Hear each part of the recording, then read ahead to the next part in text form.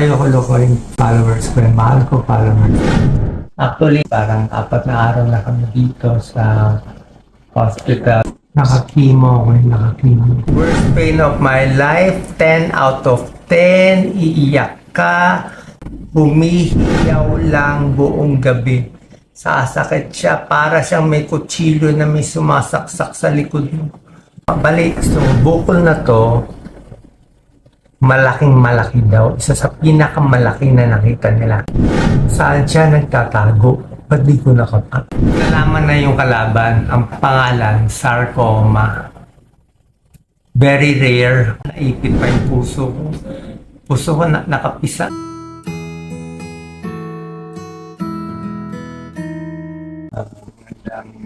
Araw po. Okay. Recorded lang po to. Bali, today is I think August. Thursday ngayon, Thursday, August 29. August 29, Thursday. Actually, August 29, Thursday, parang 4 na araw na kami dito sa hospital. Pagkatapos ng mga 5 araw sa isang hospital sa Maynila, swerte nakalipat kami. At actually sa all these 10 days, pinakamalakas ko na today. Pinakamalakas ko na today. Kaya, dahil malakas ako today, sabi ko, kailangan may record lang. Hindi ko alam kailan ko po-post sa followers ko. Ayaw ko naman kasi magsinungaling. Anyway, short lang. Pagkatapos ng eleksyon, May 2022, okay naman ako. Wala naman ako gano'n naramdaman. Siyempre, medyo malungkot ka. Pero tuloy-tuloy lang tayo sa tulong, sa vlog, sa mga gawain natin. So, May 2024, okay lang, tuloy lang. Walang reklamo, walang sinasabi, wala akong sinasagot. Tuloy lang sa trabaho, wala lang. Hindi lang gusto natin. So, for the year, medyo okay naman ako. May, June, July, hanggang mga December. Tapos, pagdating ng 2020, although ang feel mo lang, lagi lang may mabigat. Parang lang may mabigat sa loob, may mabigat, may mabigat. Parang may madilim, may mabigat. So, pagdating ng mga 2023 na, mga April, okay naman, tuloy-tuloy pa rin tayo sa gawain natin. Meron tayong project sa Birchtree Advance, yung sa Century Foods.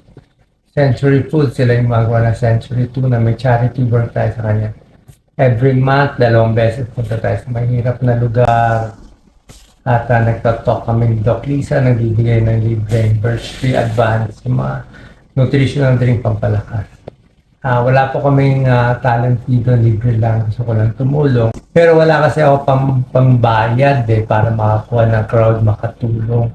Mahal mag-medical mission. So sila nagbibigay. Pero napansin ko na mga 2023 na, mga April, medyo hirap na ako mag-medical mission. Pag mainit, ayoko na mainit. Hindi ko na kaya sa mainit. Parang may hingal, may pagod, paglulun ko, parang ayaw na. Kaya mapapansin nyo yung mga vlogs ko nung mga 2023, parang ang tips ko lagi, palapit sa edad 60. Yung Thomas na nagkakaida, nangihina, nahihilo, nagmamanas, di ba? Yan naman, namamaya, nawawala yung muscle, lumilit ang mga kamay. In-expect ko, ano lang to, aging. At pagdating ng October 24, 2023, bali wala pang 1 year ago, doon ako nag 60th birthday, senior ako. Wala pa ako gano'n naramdaman, pero nung birthday ko, around 8 months ago, doon ako nakaramdam ng back pain. Matagal na ako may back pain, matagal na ako masakit ang likod, pero this time, biglang may masakit banda dito sa taas. Taas ko lang to. Ito mga butas to ng mga biopsy. Biopsy 1, biopsy 2. Unang biopsy sa baba, itong biopsy dito. Dito pinakamasakit. Mga T10. T10, thoracic 10 dito. Thoracic 10. So, dyan sa part na yan, may masakit at hindi ako makahiga sa gabi. Pag higa ako sa gabi, sasakit yon. Upo ako, bumili ako ng Lazy Boy. Lazy Boy, makakatulog ako. Ganito, makakatulog ako.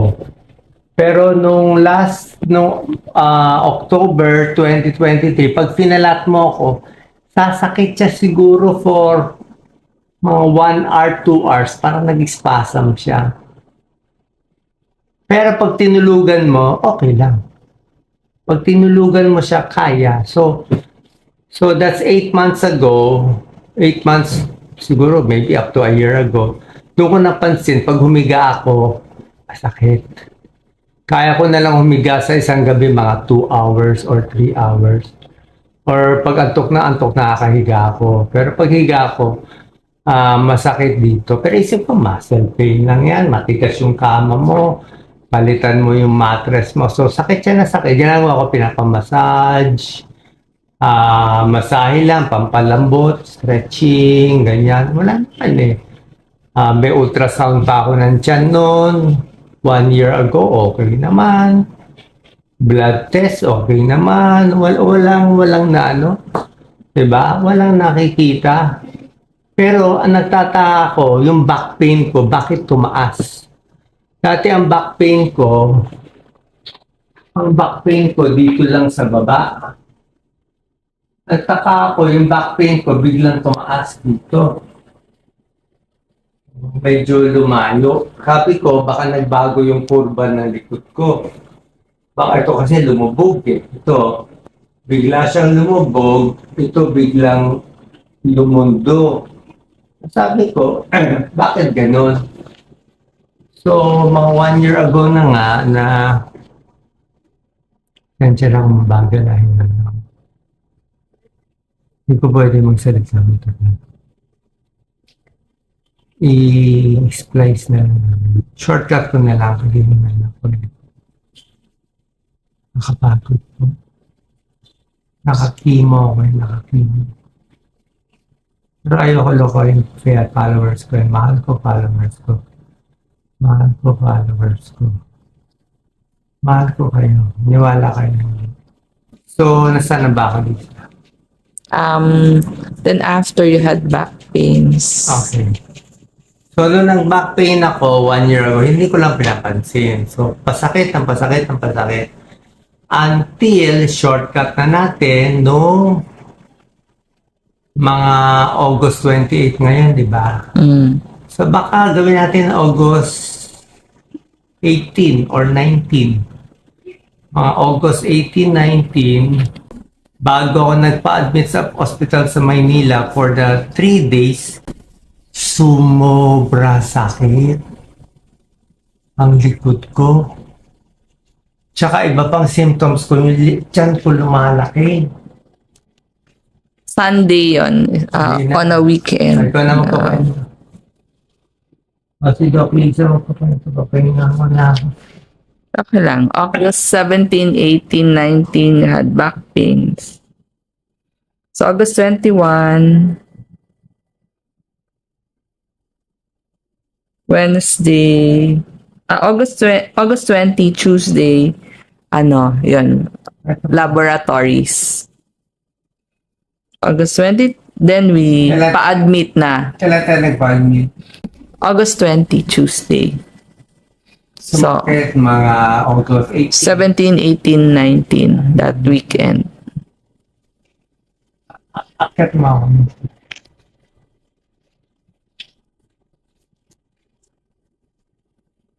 Handa lang ang hilo ko.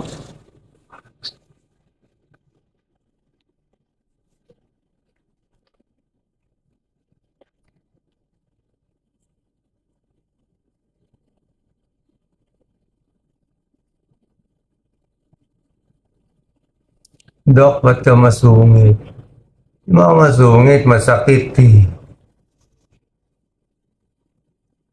Huwag niya naisipan ng masama ang tao.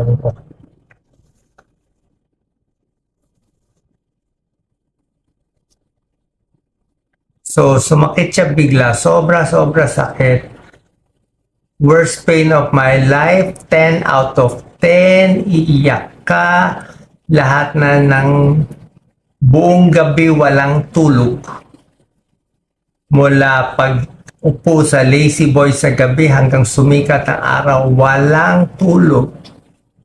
Nakaupo. Dasal ng dasal. Humihiyaw lang buong gabi. Sasakit siya para siyang may kutsilyo na may sumasaksak sa likod mo. Saksak, saksak, saksak. Ito. Saksak, saksak, saksak. Ito. Di mo alam anong position. 3 days. Kala ko spasm, body spasm. Kasi wala makita sa labas. So, 3 days, sobrang pain. Sabi ni Doc Lisa, no choice. Dali sa hospital. Dating doon, shortcut ko na lang. May mga test. Nakita na yung kalaban. Nakita yung kalaban. Ang kalaban natin ay wala pang pangalan ng una. Bigay ko na yung pangalan. Pero wala pang balik. So, bukol na to, malaking malaki daw. Isa sa pinakamalaki na nakita nila. Mga 16 centimeters. Kanyang kalaki. Saan siya nagtatago? Ba't di ko nakapa? Kung ito ang spinal cord sa likod, ito yung harap, tiyan. Ito, spinal cord, Spinal column. puso, esophagus, puso, buto, dibdib, harap. Okay, dibdib, harap, puso, esophagus, artery vein, liver, spinal column, gulugod sa likod. Nagtago siya sa gitna ng harap ng gulugod, dikit sa puso. Okay, so dito siya, lumaki hanggang 16 centimeters. Hindi mo makakapa sa likod, sakto siya. Hindi mo makakapa sa harap, dito lang, lumalaki na siya dito. Lahat naman ng lalaking iba manginginom, syempre lumalaki yung tiyon.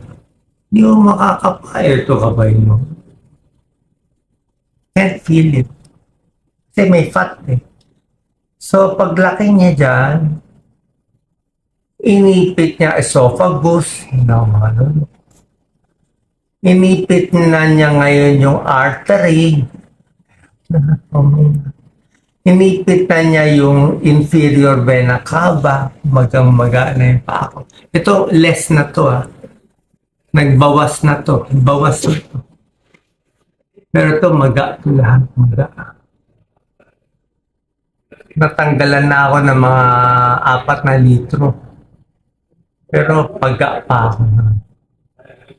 So, ganun na niya.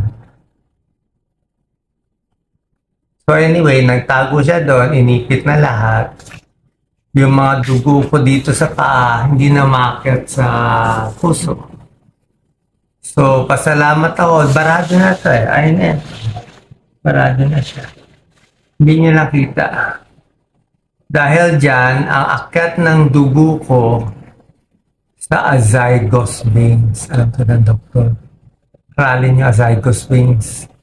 Barado inferior, pati superior vena cava ko. Ito ba galit? Hindi masyado today. Lahat na siya. Nag-jaundice ako nanilaw ako. Magaling na, medyo gumaling kasi today kaya hindi niya na makita. Nakita niyo na lang huling symptoms. Pakita mo itong maugat ko dito, Lisa. Kita ba nila? Oh, ko to. Ano? Galit na galit. Oh. Hanggang likod pa. Ito mo. Yung mga ano, hindi siya pasa ugat-ugat. Salina. Ito yun. Yes. So, dyan na lang dumadaan. Anyway, shortcut. Ang laki-laki na niya. Tsaka ko na lang kwento nangyari. Pero, hindi na kaya sa Pilipinas. Malilate ako sa Pilipinas. Yung biopsy results ko sa Pilipinas, I have to wait 1 week or more. Kasi maraming holiday. 4 na holiday. Hindi na ako abot. Feeling ko talaga noon, mabuhay lang ako hanggang next 24 hours masaya na ako. Isip ko talaga mamatay na ako. At sa tingin ko mamatay na talaga ako kung wala nangyari. So, swerte lang nakapunta ako dito. Nagmakaawa isang kaibigan ng kaibigan. Pagpunta ko dito, sa loob ng isang araw, grabe. Umaga, PET scan, biopsy, tanghali. Kinabukasan, may resulta na. 3 CT scan, CT angio, ang bilis. Doktor, lahat nandito. Hindi ako special case. Hindi ako special case dito. Hindi VIP. Hindi ako VIP dito. Nagmamakaaw, nasabi pa ng doktor, parang hindi siya tumatanggap ng new cases eh. Meron lang nakiusap sa kanya na pag ginamot mo tong taong to, hindi lang siya bubuhayin mo, marami siyang bubuhayin. Sabi niya. Siguro naawa lang sa akin. So, gano'n. Ang bilis. Ang bilis. Kasi talaga focus. Ano yung bukol. Anyway, dumating kami dito Sunday night, Monday mga test, Tuesday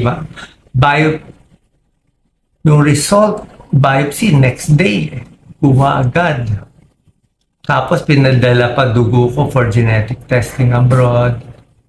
Nalaman na yung kalaban, ang pangalan, sarcoma. Very rare, marami tayong sarcoma sa atin. Pero yung ganitong sarcoma nagtatago na very aggressive, very big, na inipit na ang liver, ang inferior vena cava, lahat. Kala mo, nasa loob pa ng inferior vena cava, naipit pa yung puso ko. Puso ko nakapisa yung right atrium. Kaya siya rare because galing sa nerves. Galing sa nerves. Yun yung nagpa-rare sa kanya. Galing sa nerves at wala akong risk factor. Tsaka wala kaming lahat. Tsaka hindi lang yun, nagtago. Salbahe. Never, hindi ko sabihin salbahe. So, nagtago siya. Malaki. So, pag doon anytime will die, dito siguro we'll see. Pero ako kahit ano naman mabuhay, hindi mabuhay, okay na sa akin. At least, sabi ko sa inyo, hindi ako nasusumalit. Wala akong tinatago. Ba't ako tatago? Saan ko nakuha to? Tingin ko stress. Kaya kayo, huwag kayong magbabasa ng comments sa Facebook. Na-stress ako sa mga comments. Na-stress ako sa mga bashers. Kahit konti na na-stress ako. Na-stress ako kasi hindi tunay lahat ng sinasabi. Dahil sobrang kayong mahal. Sobrang mahal kong Pilipino. Sobrang mahal kong mahirap. Tapos, sasabihan nila na hindi ako ginagamit ko lang, loko ko. Anyway, wala naman ako. I'm out already at natin. And, nilungkot ako. Una, pero hindi. Kasi ako na. May purpose pa ang Diyos. May purpose pa ang Diyos. And ang good news, kahapon na Wednesday, Sunday, Monday, Tuesday diagnosis. Wednesday, chemo na agad ako. Ito yung chemo. Dry mouth ako. Nag-chemo na agad ako. Pa-video ako, makakalpo daw ako eh. Maganda kita niyo may buka. Chemo ko. 3 days chemo. I wait 3 weeks. 3 days chemo. Pray. Nagagaling. Pero sabi ng doktor ko itong sarcoma, mahirap na kalaban. isa sa pinakamahirap na cancer na kulang ang research, kulang ang bagong gamot. Medyo miracle. Medyo miracle dapat. Dapat labanan daw ang cancer. Sabi niya, kainin mo lahat ng gusto mo. Kumain ka ng steak, kumain ka ng protein na walang ka ng protein. Itlog, kalimutan mo na yung diet. Okay, sorry kung mali na si payo ko before. Actually, okay naman payo ko nagda-diet eh. So, pwede ka mag-protein, mag-chicken, mag-ano. Pero hindi ako pwede kumain marami, mabobondat ako. And that's it. First chemo, second chemo today, tatanggalin nila tubig ko. Side effect ng chemo, hingal. Even without chemo, hingal. Marami pa, suka. Mahirap. Na-experience ko lahat ng experience ng mga kababayan natin, lalo ng mayaman na mahirap. Pero usually, mahirap ang maabot ng ganitong series. Sabi ng doktor ko, wala siya nakitang ganyang kalaki. Ganyang kabilis lumaki. Galing magtago. Ang naughty nitong sarcoma. Marami ko nakitang vision. Kung naniniwala kayo. Kaya ako happy. Malukha ba akong malukha? Alam ko may Diyos. Alam ko may purpose buhay ko. Gagaling ba ako? Hindi. I don't know. I don't care if I get well or not. Basta, ito panaginipan ko na kagabi. Ito nangyari kahapon, ito nangyayari ngayon. Para tayo nasa simulation. Yung kahapon di na mababago. Yung ngayon mababago pa eh. Importante, choices ninyo. Free will. Maging mabait o hindi. Magpatawad, hindi. Tumulong, hindi. Kung decision nyo masama, tuloy-tuloy sa masama. Pati anak nyo apektado. Pag decision nyo maganda, mabait, matulungin, I love you all. Hindi to biro. Mahal ko talaga yung tao. Babae natin. Hindi ko pwede sabihin dati. Mukha akong tanga. Sasabihin ko. Pero ngayon may sarcoma na ako. Pwede ko na sabihin. Okay. Salamat sa lahat ng mga tumulong na dasal, very important. More prayer. Pero hindi naman ako yung isa yun. Gusto nyo lang po dasal. Ayun na po. Mahal kong followers, kung mag-iiyak ko masyado. Sana mag-ayos-ayos sa pamilya, love, forgiveness, compassion, and huwag magalit. Ayusin ang sarili. Sabi ko nga, kaya ilalaban tayo eh. Sabi ko sa doktor, Dr. I'm ready to fight. Sabi ng doktor ko, may cancer ka, fight with me. Parang Pacquiao versus Marquez fight. Palakas ka. Tayo si Pacquiao, palakas ka. Kumain ka na marami. Palakas ka kasi may chemo ka eh. Marami kang chemo. The chemo kills the bad cells and part of the good cells. Palakas ka, positive lang. Walang negative ha. Walang negative, puro positive lang. Okay, malungkot ako hindi. Swerte nga ako, may asawa ako nagbabantay. Swerte ako, may anak ako, panganay, si Angelica, Jelly, si Catherine, si Yenya na mahal ako. Binabantayan ako. I'm so blessed. I'm so blessed. Is this negative or positive? Negative, may bukol. Pero positive, naging close sa akin dalawang anak ko. Na dati may barrier kami. Pamilya ko naging close.